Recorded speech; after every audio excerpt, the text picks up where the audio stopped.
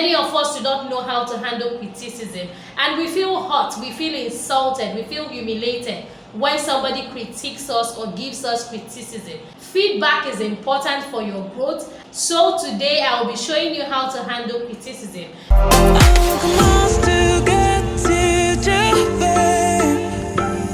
Inspira Central. Inspira Central.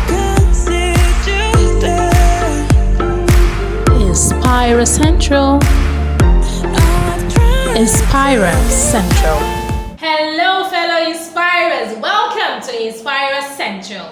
My name is Monica and I'm the Chief Inspirer herself. It's good to have you here. Today I will be talking about criticism, how to handle criticism. You know, many of us don't like being given some kind of feedback, especially when we didn't ask for it. We don't like it at all. Many of us do not know how to handle criticism, and we feel hurt, we feel insulted, we feel humiliated when somebody critiques us or gives us criticism. We don't like that negative feedback. We don't like it when people give us feedback that we didn't ask for. Criticism is part of life. Feedback is important for your growth, and it's important for you to understand where you're going and what mistakes you may be making along the way in order for you to improve them and work on yourself. So today I will be showing you how to handle criticism. Tip number 1, stay calm. I know the initial reaction is to just get upset, lash out and say, don't talk to me, don't tell me that, did I ask for your feedback, mind your business. Yeah, that's the usual thing, mind your business. Well, if somebody gives you criticism, the first thing you should do is to still yourself. Like pause. Don't react, don't do anything, don't get upset, don't wear a frown on your brow. Just be still.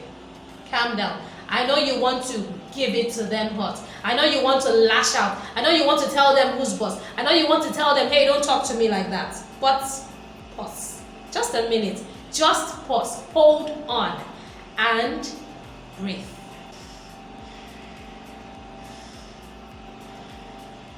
Breathe in and breathe out. Calm down. Don't say anything.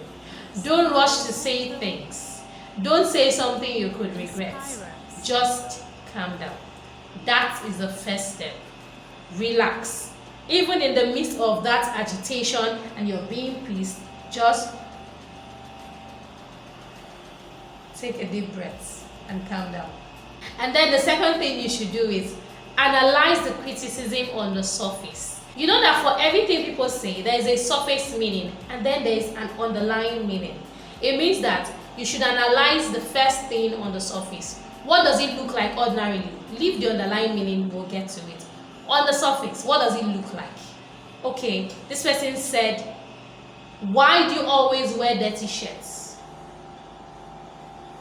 Okay, why do you always wear dirty shirts? And then you ask yourself, am I wearing a dirty shirt? Am I wearing a dirty shirt? And then you try to recall dirty shirts. Why do I always wear dirty shirts? Do I always wear dirty shirts? Don't I wash my collars well? Is it my cuffs? Is it my sleeves? Don't I wash them well? Take it on the surface. See whether there is a literal meaning that is on the surface meaning. See if there's something like that. And then the third step is see if there is an underlying meaning. Have you looked at the meaning at the top to see whether you literally wear dirty shirts every time? Now see if there is something else that dirty shirts could refer to besides the ordinary, yes, physical shirt that is dirty. Is there something else that could be termed a dirty shirt? Or are they saying that you like to do nasty things? It may not necessarily be your shirt. Maybe your shirt is crisp, maybe it's clean. Okay, maybe your attitude is nasty. Is that what they're trying to say? Is that what they're trying to say? What do they mean by dirty shirts? What does dirty shirt mean below the surface? What's the underlying meaning of a dirty shirt? You think of that. Look at it, assess it.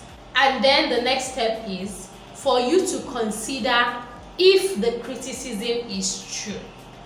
the literal meaning and the figurative meaning. That is, the surface meaning and the meaning below, the underlying meaning. Are they both true? Is either or both true? That's the next thing you ask yourself. Is it true? Did they really give me good feedback? Do I wear dirty shirts? Do I wear dirty shirts? And then you say, but honestly, yeah, I know I repeat my shirts. I know I do. Yeah, and I wore that blue shirt, that light blue shirt. I didn't wash it the last time and I repeated it again. It's possible that I do wear dirty shirts. Or if it is the underlying meaning, you're like, dirty shirts. Okay, so maybe she means I act nastily towards her. She doesn't like my attitude towards her. Is that what she means by I always wear dirty shirts? See if it's true. So consider if there is a truth in what the critic said. If there's something true, if really you do wear dirty shirts, just simply tell yourself, okay, I need to now work on my personal hygiene. I need to wash my clothes better. I need to stop wearing my clothes without washing them. This person has said something profound, is true. Or if it is the figurative one, if it is the underlying meaning, you tell yourself, okay, I need to work on my attitude. Yes, it's true. I'm always nasty when I'm around this person. Yes. I need to behave better. I need to work on my attitude. And then you start working on it. So if the criticism is true, then you start working on it. But then that takes me to the next point. What if the criticism is not true? You have looked at it on the surface level and you have looked at the underlying meaning and you see that there's no truth in it. You see that what the person said was just something the person fabricated, or it was out of nowhere. There is no basis to what the person said. There are no facts. There is no evidence. Then what do you do next? What you do next is that you assess and analyze the speaker. You know, if the speaker told you something that was true, you will take it as good advice, irrespective of who the speaker was. But now, if the speaker said something that came from maybe a place of bitterness, a place of dislike, a place of not wanting to be around you, or just wanting to tell you something to upset your mood, then you have to now look more closely at the speaker to say, okay, what credibility do you have? You don't have evidence, obviously. I don't behave like this. I always wash my shirts. I always press my shirts. I don't repeat a shirt without washing it. So I don't wear dirty shirts, literally. And as for my attitude, I'm always pleasant. Once I step out of my house, I just put on this attitude of I will be nice today. And indeed, I do go out of my way to be nice to this person. So there's no how. I don't have a dirty attitude. I don't have dirty clothes. So this person doesn't have facts. This person is not saying the truth. This person's criticism is false. It's coming from a place of probably meanness. It's coming from a place of dislike. It's coming from the fact that this person doesn't like me or just wants me to be uneasy. That's how you now start assessing the person. And when you are assessing a critic, you ask yourself, what are this person's credentials? I'm not saying in terms of what is the person's qualification. Do you have a BSc? Do you have a BA? Do you have a master's? No.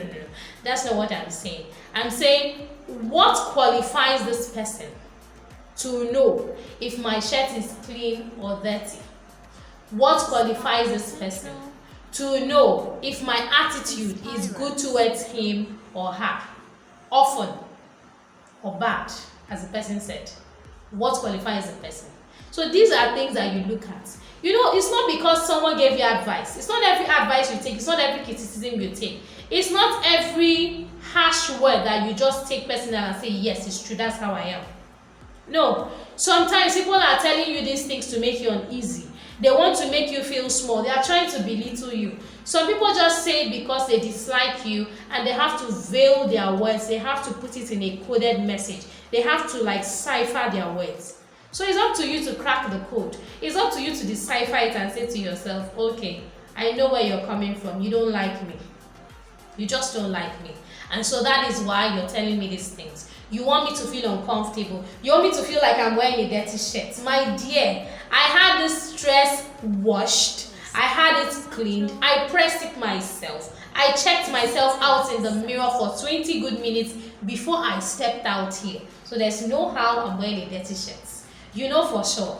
You've got this, so you know that that person is just saying something to make you uncomfortable. You just know they're just trying to make you uncomfortable. So you're like, nothing. It's just him telling tales. It's just her trying to be small and trying to make me small, but I won't be small. So you just know. You just analyze the person. And if the person has no credibility, if the person is known for telling lies, if the person is somebody who doesn't like you, if the person is somebody who makes it clear that I don't like you, I don't like your vibe, I don't like being around you, you do not take criticism from that person. It is simple. Now that you know that there is no truth, there is no evidence, there is nothing that is true in what they said, don't bother. Just leave it. Take it as one of the words of the naysayers. Take it as another naysayer saying nay once again, and just leave it at that. So that is how you handle criticism. Find out if it is true. If it is true, accept it. Internalize it. Work on yourself. Improve yourself. You want to grow, and so you need the feedback. But if it is somebody who is just trying to be unnecessarily small and trying to belittle you, there is no need. Don't waste a minute, don't waste a second, don't spare a breath on that person. Just let it go. Let it go. Overlook it. That is how you handle criticism. I hope this video has inspired you on how to handle criticism better and not to flare up immediately somebody says something that you don't like or gives you feedback that you did not ask for. I hope that having watched this video, you will handle criticism better. You know, that is something that we all need to work on. I myself need to work on handling criticism. So just as I'm giving this message to you, I'm also internalizing it and applying it to my own life and to my own situations and relationships.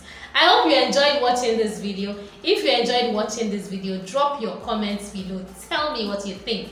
Drop it down below this video description. Tell me what you think about this and how it has helped you handle criticism better than you used to in the past. Also, if you enjoyed watching this video, please subscribe to this channel. It is completely free of charge. Simply click the subscribe button and get subscribed to this channel today. Also, do not forget to click the notification button so you'll be notified as soon as I update. Please like and share my videos. It has been my utmost joy to bring this video to you, and I'm glad you watched up to the very end. Don't forget to be an inspiration. I'll see you next time. Bye for now. Please subscribe, click the notification button, like this channel, share our videos, and follow us on social media. Thank you very much. Inspira Central. Inspira Central.